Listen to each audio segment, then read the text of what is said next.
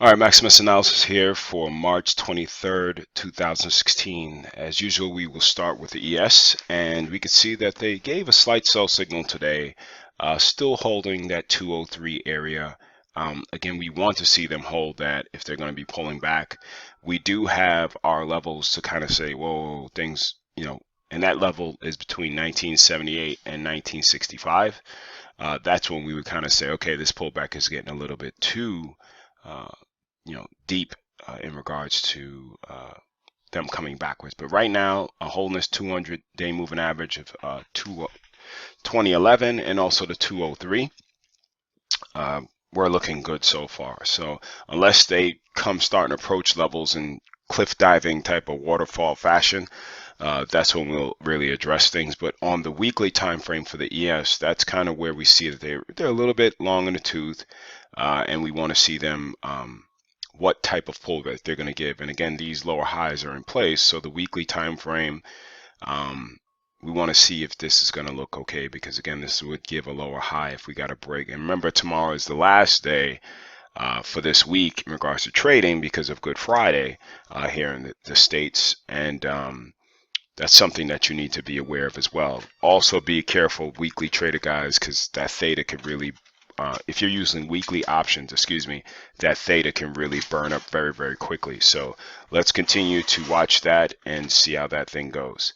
Go back to the daily. Let's look at the NQ. NQ, we have the same thing. We pretty much want them to hold this 43.8950 level, and of course hold these previous highs that we have here. Just taking this line and drawing it to those previous highs, you could just see we want them to continue to go higher based on that. Just very simple. We want them to layer above previous highs, continue to do that same type of pattern here. So that's what we wanted on the NQ. The YM, again, we have our levels that we've discussed, which is 17,250 and 17,000. Again, the pullback, the 17,000 pullback would bring us right back to the 200-day moving average. And again, we'll see how that one plays out. CL did sell off. It was EIA report today. So you saw that we had this band of resistance that it came into, and that was based off the weekly time frame. Just kind of a little zone that I drew out, and it's touching it right now. So we don't want to see them break below that 3750 area at all. Again, the signs that we're going to be looking for again is to hold the 38, 34, and 39 area, and that brings us right back into this little congestion area. And you can see again, we want them to hold these type of highs like they did before. We want them to hold this level and continue to hold. So right now they've already broken back into it. Let's see if it's going to start grinding up per se. So again, let's continue to watch that. And again, we wanted it to pop more, but we saw that we had this band of resistance that got hit once, and now this is the second time. So let's see if they break back below 38, and that would be more cautionary tale to see if they're going to come back and test these previous highs, which is 3750. All right, let's look at a couple names here. And the first one we're going to start off with Tesla, being it gave a 5% drop today. And again, we want to see them follow through. They didn't hold the level that again, we want them to break back above 222 and 883.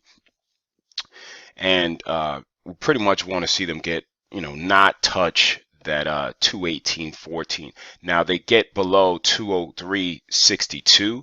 That's something where we're saying, oh, they might come right back into this level. But we want to see if this support is going to hold on this pullback. But it was a significant drop. Again, we started seeing some lightening of regarding the bodies of the candle in such a long in the tooth type of move. Now looking on the weekly time frame, they need to get back above 223, 224 tomorrow. So if they dive into this previous bar a little bit more, we really want to see what happens on Monday to give us some type of clarity, because again, we had the weakening volume. Now we have weak volume, and if you're bullish, what you don't want to see is this happen for the volume. So we don't want to see, again, when you see the last time they were selling, you see how the volume went up like that. you don't want to see that happen again. If you're bullish on this, you don't want to see that same type of volume. Again, it did dip down, but you see that when it just started increasing and coming down to this level. So we see the volume decrease, and now we don't want to see it increase as well. So we're really going to look at that one, especially with a 5% dump in one day.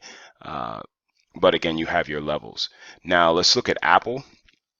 And a pullback on Apple needs to hold this 104 region, okay, on the daily time frame. Starting to get the small body candles as well.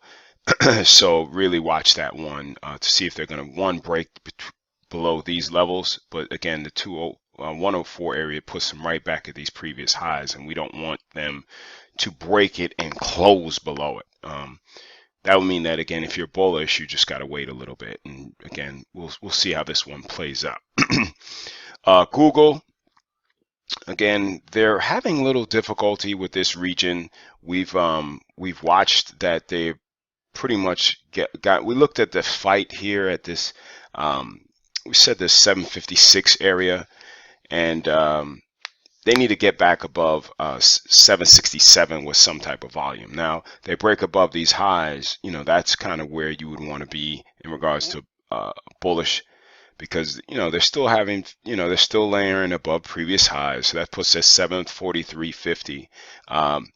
But you don't want them to get back into this region again if you're on the bullish side. Let's look at the weekly, and you can see that they've been creeping up on some really, starting to dial down the volume on the weekly time frame. So that's just something you want to continue to look at. And again, daily and weekly time frames is what I'm swing trading would look at. And again, if you're, like I said before, because of the way that the move came violently, or not violently, but really ripped off the bottoms for a lot of things, still using those aggressive time frames could be, critical with in regards to, if you're wrong, okay, that's fine, but you've now reduced your risk. And if it starts really moving, you can then use your risk, and then your risk to reward ratio is a lot better than you originally had it.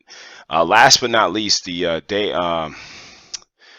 one that really did well was actually Amazon for follow through, but just be very careful again with this. Now they follow through, but it's been sideways for a couple weeks, but they're still holding previous lows. But this is not the type of action that we want to see. Again, we want to see them hold this 541 area. And if they continue going up, I'm just letting you guys know, just be a little cautious going into the 588.56 area in regards to either in, and hopefully they give you a short squeeze for more area. But if you're looking to get, I don't really trade breakouts ever, because again, most people don't want to put their risk. If you're trying to take a breakout here at 585 or 586, your stop should be 536. So a lot of people are not going to do a $50 stop. So that's why I say if you're looking to do that, maybe if it gets close, using that intraday time frame, so that you're in when it gets up, so that you're not caught if something happens at 588.56. You're not caught in a false break reversal. So again, we saw that yesterday, and they did have some follow through on a down day. So it doesn't look bad, but just be aware that getting into that area, we'd be a little bit cautious. But the weekly does look pretty nice, that if they come down and break above these levels, they could run back up, because they've held these previous lows very well, or these previous highs very well as well. But we're coming in still in this kind of band of resistance, but they're coming off a good area. So we'll see how that one plays out. But again, the other names that we have, and looking at the ES, we just know that, oops, excuse me, let me use the continuous contract, that we just have our levels that we need to hold. Again, reiterating, this is the ES chart weekly. The 203 time frame is what we're looking for. So 203 level to support, excuse me, on the pullback. And again, 1978 and 1965 band of support that we want to see if they're going to get back into. So take care. Remember, it's a short week, and see you tomorrow.